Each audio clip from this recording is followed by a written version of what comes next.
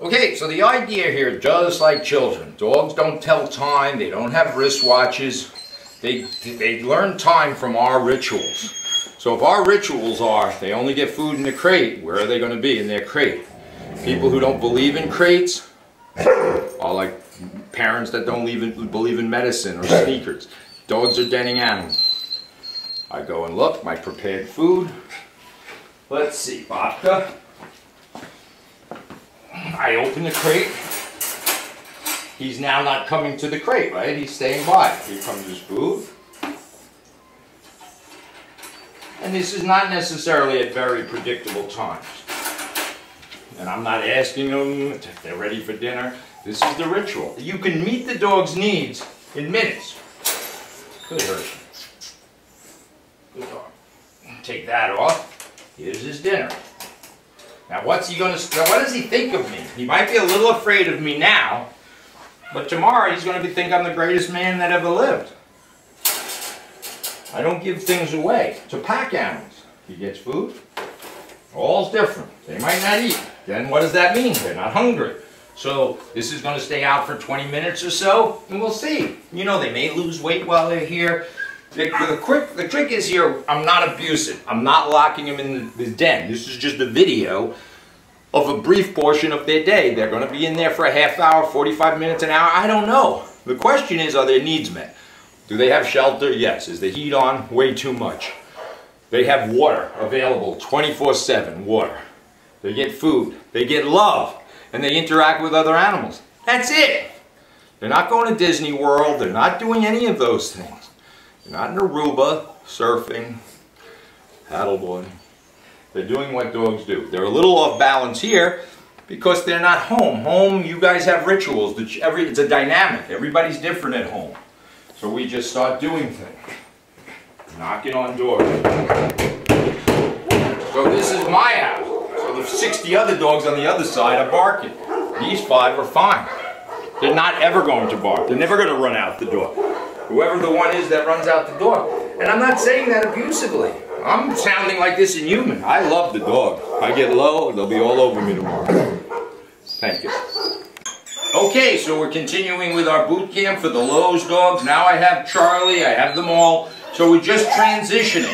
I have another dog over here. There's a lot of drama here right now. We have construction going on. There's snow outside. There's snow coming. There's machines. There's banners. There's people and dogs. So the first thing we always remember, we, the pack leaders, always have to be in control of the subordinate members of the pack, right? You don't open the door and let your children run out. So we got to make sure the first thing, or an additional thing, not the first, is we have proper equipment on the door. That are these collars. These collars replace this. Quiet. It slides over his head. We make a P, right? Here's the dog's head. You make a P. Simple P, not a Q. Slide it over the dog's head and it stays on the dog. Except if the dogs are in play groups, we take them off. So that slides over. It's nice and snug, but it's not too tight. It slipped easily over the dog's head. The head's bigger than the body. And I hook that on. That's number one. Now I don't need this until I fit the other 2 dogs with collars.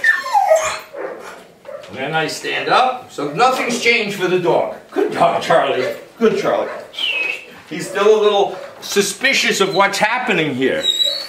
Because he hasn't gotten out much. He's like me. Good Charlie. Good Charlie.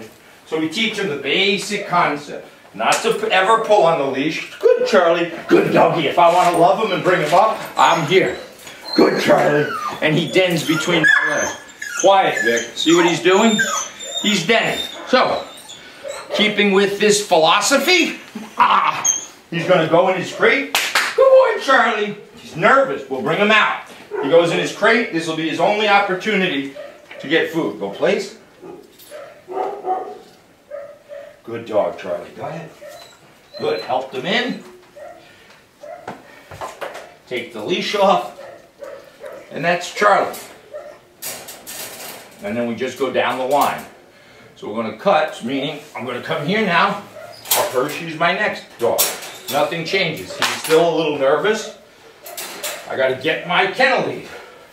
Because I'm not ready to reach in and slip things on. So what you may see is what looks like fear to you. I call it being a little off balance. And they haven't figured out. They haven't connected the dots. Good dog. Nice part is, they have, good dog. Good Hershey. Come on. Good dog. Good Hershey. You gotta make him come. He can't think so much. So these free-thinking dogs think too much. He wants to run into his kennel. So I gotta shut it. He doesn't want to deal with me. He's gotta deal with me. So before we start heeling, sitting, and staying, good dog, we gotta get him comfortable with me. All the dogs are kind of similar, actually. So they love, love, love. We're gonna cut for a minute. I'm gonna put his collar on. Okay, so the first thing is equipment. If you don't have air in your tires, you can't go on a road trip. Relaxed. Left foot forward indicates walking. Good boy. Girl. Heel. Good dog. Nice and relaxed. Heel. Good. When I stop, dog SITs. When I step out my right, dog STAYs. Relaxed. Come over, love. Love, love, love, love, love, not food. Step out my left, good boy. I turn, he turns. I'm not looking for robotic behavior, but we have to have a relationship. Now he's going to go back in. Good boy. What does he get? Good boy, he's nervous. Here comes his food. Whether he eats it or not, I don't know. Good, moving right down to my next friend. Babka, the infamous Babka, who's the toughest cookie out of them all. So I don't expect this to happen exactly like this at home, but my home is no different. I have people coming and going. Good.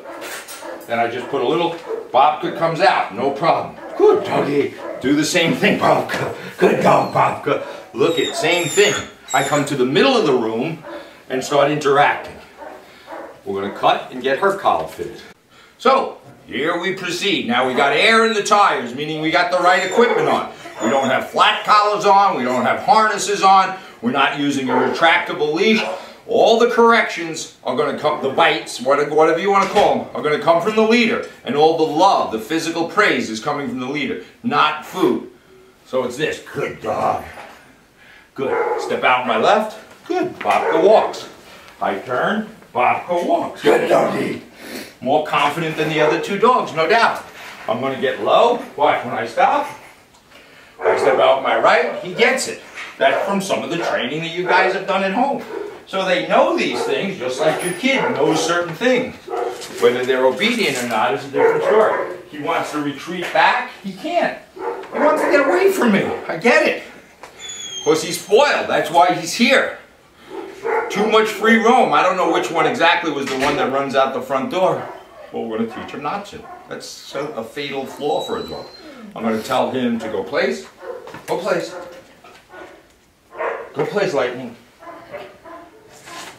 Got to go in. Good dog. There's no aggression, right? And then food. And we close. Every day, 2 or 3 times a day, we build on these behaviors. It's not perfect. You're going to see the evolution of this. Charlie's now standing up with his mouth open and breathing. So that's a big thing, right? I'm coming over, good dog. If they're not used to crates, there's a lot happening in our world. So they have to adapt to us. We can't adapt to each personality of the dog. Good for today.